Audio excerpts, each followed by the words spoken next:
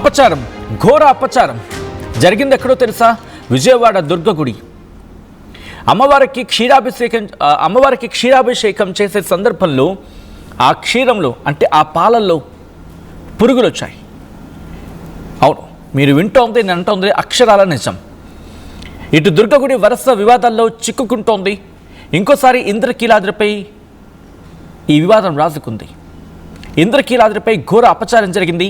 అమ్మవారికి క్షీరాభిషేకం, అమ్మవారికి అభిషేక క్షీరంలో పురుగులు దర్శనమిచ్చాయి. అరగంట పాటు అర్చన నిలిపివేశారు పండితులు. వెంటనే ఆవు పాల కోసం ఆలయ వాట్సాప్లో మెసేజ్లు వెలిశాయి.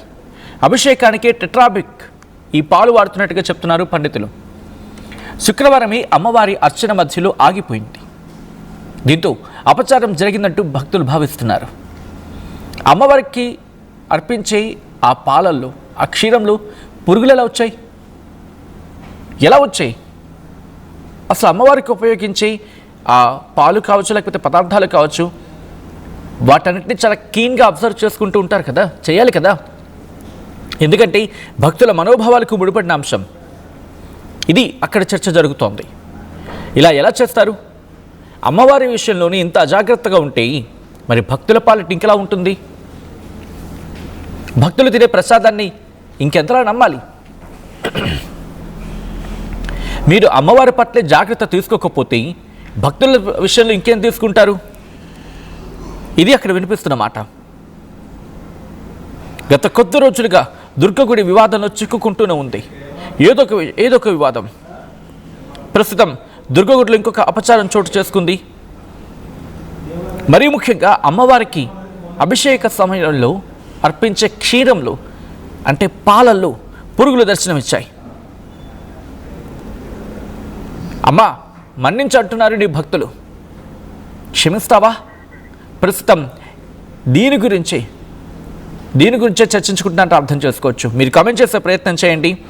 ఇది ఎవరి నిర్లక్ష్యం అయింటుందని చెప్పి డీటెయిల్గా మాట్లాడుకునే ప్రయత్నం చేద్దాం. మా AP input editor Krishnamohan updates అందించేందుకు సిద్ధంగా ఉన్నారు. కృష్ణమోహన్, ఏంటి అశ్రద్ధ, ఏంటి అజాగ్రత్త? కృష్ణమోహన్, ఏంటి అశ్రద్ధ, అజాగ్రత్త? ఎందుకంటే ఏదో ఒక వివాదంలో చిక్కుకుంటూనే ఉంది దుర్గగుడి. డెఫినెట్ గా వరుస వివాదాల్లో ఇంద్రకీలాద్రి మీద నెలకొన్న దుర్గగుడి కనపడుతోంది. నిన్న ఇటీవల కాలంలో ఏకంగా 3 గంటల పాటు కరెంటు కూడా దుర్గగుడికి ఆపేశారు ఎలక్ట్రికల్. అది పెద్ద వివాదమైంది. ఇప్పుడు తీరా చూస్తే నిన్న జరిగిన శుక్రవారం పూట అమ్మవారికి జరిగే శ్రీచక్ర నవాచరణ అభిషేకంలో పూర్తిగా కూడా పురుగులు వచ్చాయి. అంటే అసలుకి అమ్మవారికి జరుగుతున్న అభిషేకంలో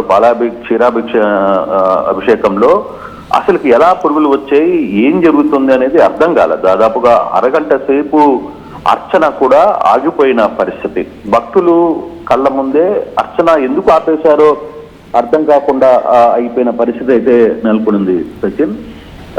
అంటే బేసిక్ గా ఈ వ్యవహారంలో అర్థమవుతుంది ఏంటంటే అభిషేకానికి టెట్రాబిక్ పాలని వాడుతున్నారు. అసలుకి అమ్మవారి పాలాభిషేకానికి స్వచ్ఛమైన ఆవు పాలు కావచ్చు, లేకపోతే ఇవన్నీ వాడాల్సిన పరిస్థితి ఉంటుంది.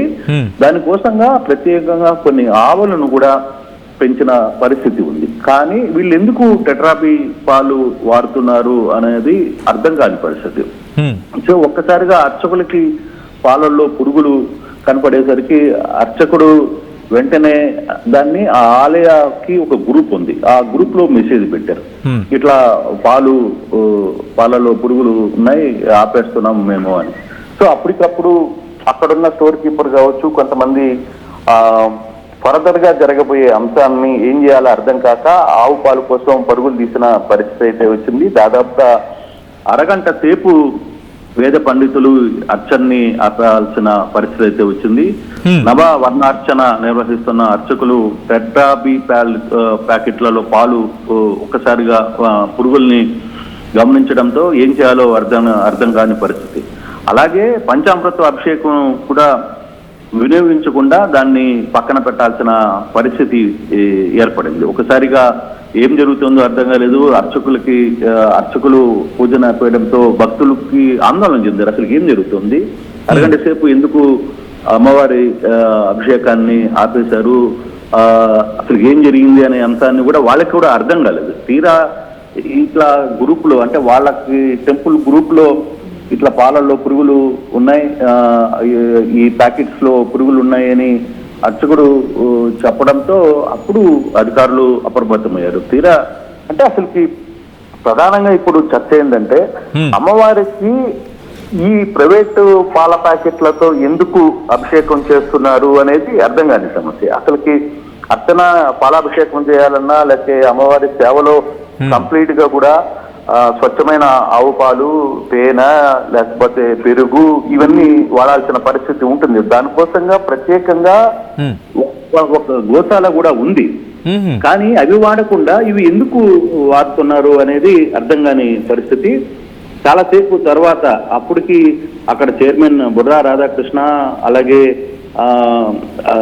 నాయక్ ఈవో ఈ వ్యవహారం తెలుసుకుని లేటుగా దాని మీద అసలుకి ఈ టెట్రాబిక్ పాలు అసలుకి టైం అయిపోయినాయి ఉన్నాయా, లేకపోతే ఎప్పుడు పాలు వాడుతున్నారు ఏంటి అని స్టోర్ కీపర్ని ఎంక్వైరీ చేసే ప్రయత్నం అయితే చేశారు. అయితే ఈ ఆహారాన్ని చాలా గోప్యంగా ఉంచారు అధికారులు.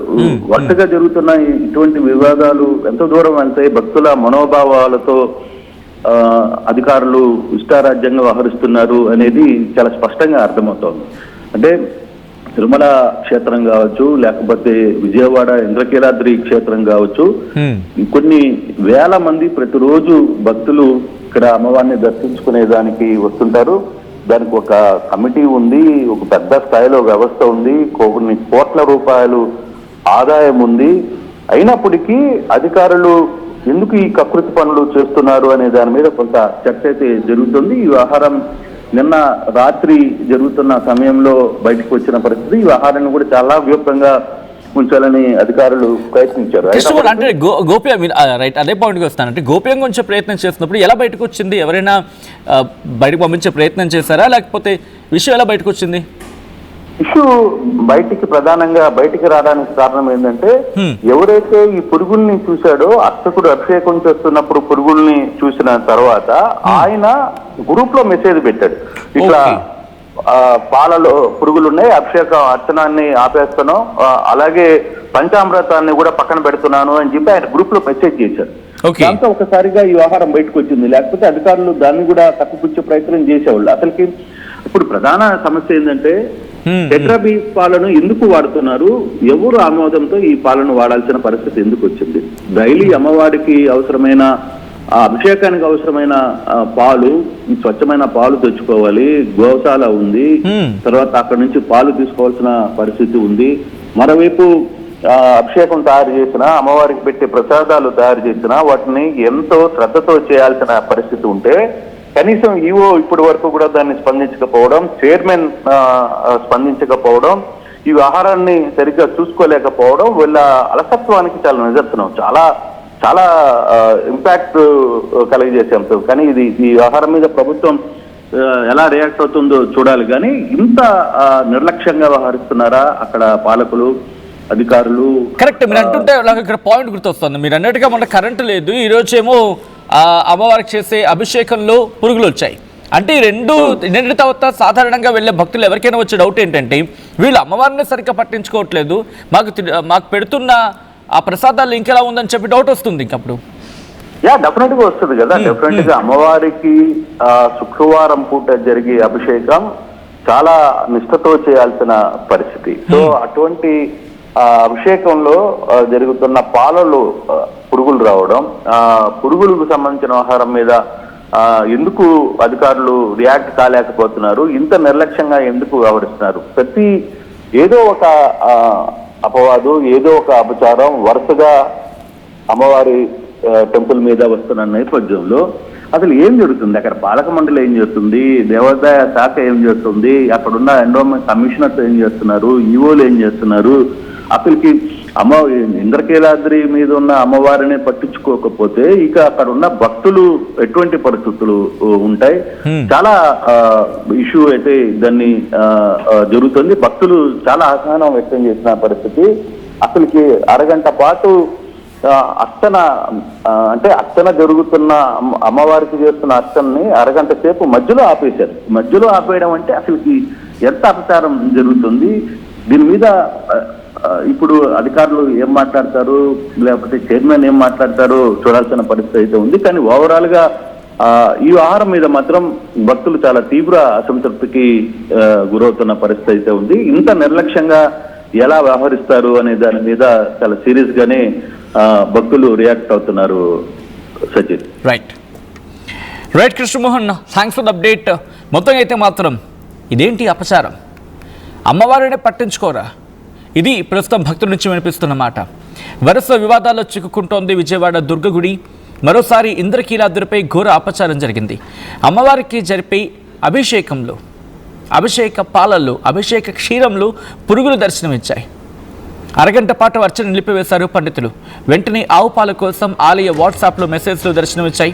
అభిషేకానికి టెట్రాభిక్ పాలు వాడుతున్నట్టుగా అక్కడ పండితులు ఆ డిస్కషన్లో బయటకు వచ్చిన మాటది. శుక్రవారమే అమ్మవారి అర్చన మధ్యలో ఆగిపోవడం ఘోర అపచారంగా భక్తులు భావించడం జరుగుతోంది.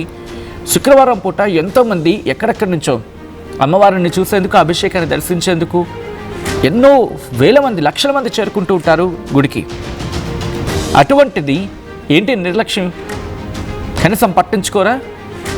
అమ్మవారిని పట్టించుకోకపోతే సాధారణ భక్తులను ఇంక మీరేం పట్టించుకుంటారు?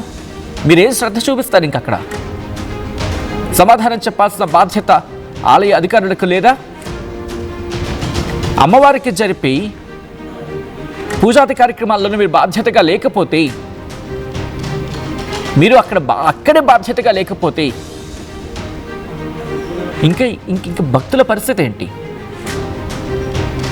అమ్మవారిని మీరు పట్టించుకోకపోతే భక్తులను ఇంకేం పట్టించుకుంటారు? అమ్మవారిని పట్టించుకోరు, వచ్చే భక్తులని పట్టించుకోరు, ప్రజలు మిమ్మల్ని పట్టించుకోవాలా? మిమ్మల్ని ఎందుకు కూర్చోబెట్టింది అక్కడ?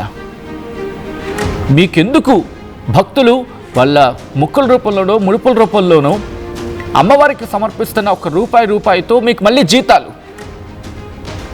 జీతాలు కదా? అంత ఫ్రీగా సేవ ఏం చేస్తున్నారా మళ్ళీ?